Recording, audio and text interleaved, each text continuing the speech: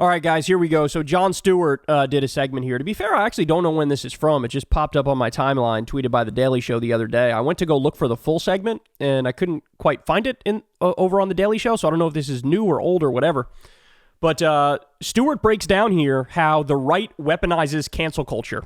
And this is really good stuff. Let's watch. It is absolutely true that in our modern social media-driven society, our interactions are incentivized and monetized for outrage. And it is f***ing exhausting for everyone.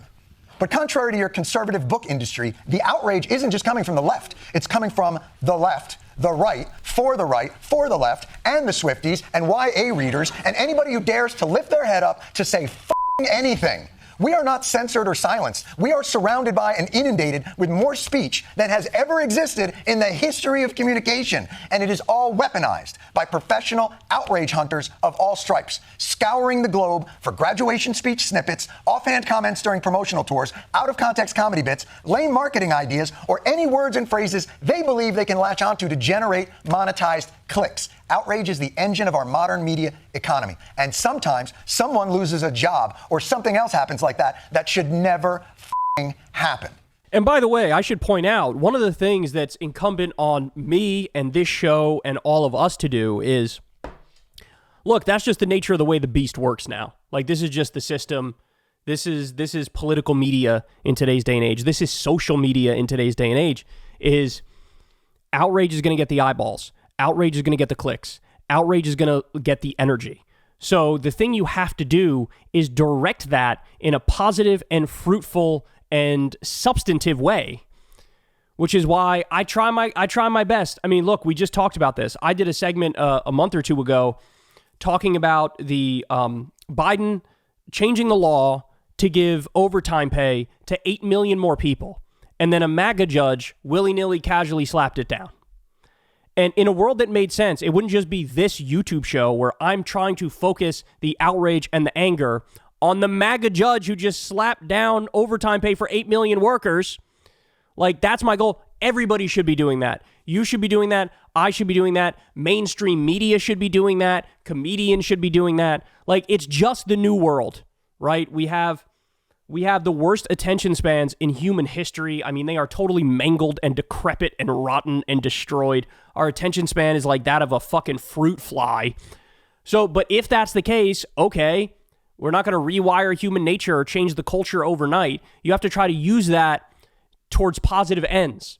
And so the idea is to take the anger, take the cancel culture, and direct it at that motherfucking judge who just stopped 8 million people from getting overtime pay, screwing workers, all casual, right?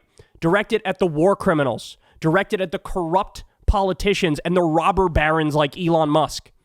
That's where the outrage has to go.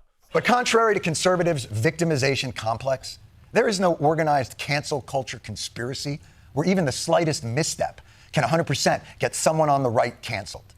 Actually, there is one. Congresswoman Liz Cheney gets kicked out of Wyoming's Republican Party for opposing Trump. Yeah, as irony would have it, it turns out that when it comes to cancel culture, the ones who smelt it, dealt it. There is someone canceling people on the right. It's so true. Oh my God. Do you guys remember when Kyle Rittenhouse said he wasn't endorsing Trump because Trump wasn't good enough on the Second Amendment? I think Kyle Rittenhouse was mad at like one of the few good things Trump did. Remember when Trump banned bump stocks? Like, Trump did a handful of good things. That was one of them. Pardoning Alice Johnson, that was a good thing. But Kyle Rittenhouse was like, Trump's not pro-Second Amendment enough, so now I'm not going to endorse him. And then all of MAGA rained holy hell on his head. And I think it was literally the next day he comes out and says, bro, did I even say that, bro? What I meant to say was I actually love Trump, and Trump's the best. And I'm with Trump, bro. That's what happened. So the MAGA cancel culture mob destroyed him, and he caved. That's the other thing that people don't talk about enough, is that, like, everybody virtue say, oh, I'm against cancel culture, when sometimes the naming and the shaming and the aggression actually works. It actually works oftentimes. And sometimes you need some asshole to fucking fall in line. Now, this is just a stupid instance because the right gets mad over the dumbest possible shit. Of course, they're the right. But it's true. Remember when Joe Rogan, remember this? He basically said something on his show, which was like, yeah, I'm not really a Trump guy, but I like RFK. He kind of gave like a soft endorsement of RFK and snubbed Trump a little bit. And MAGA went in-ski on Rogan. And Rogan, Mr. Bro, stand up to the mob, bro. I'm against cancel culture. You can't bully me. I'm a free thinker, bro. What did he end up doing?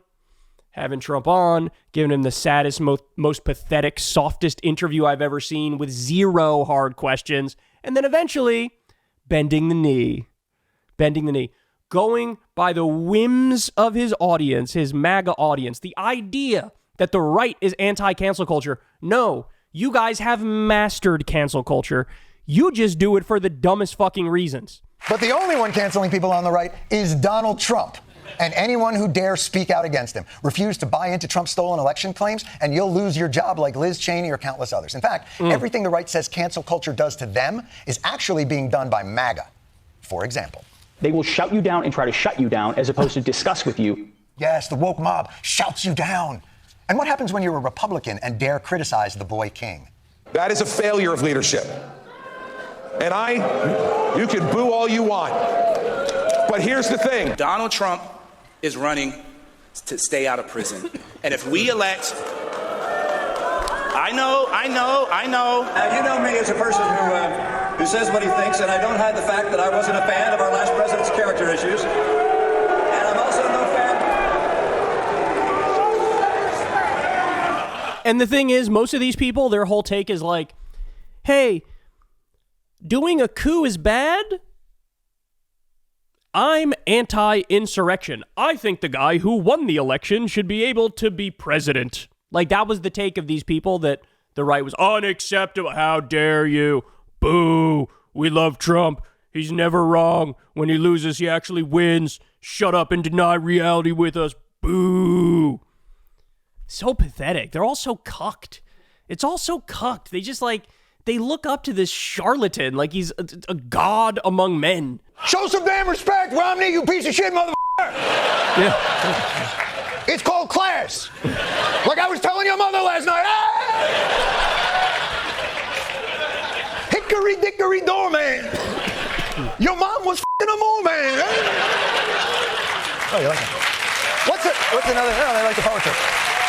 By the way, what's another thing that the right hates about woke cancel culture?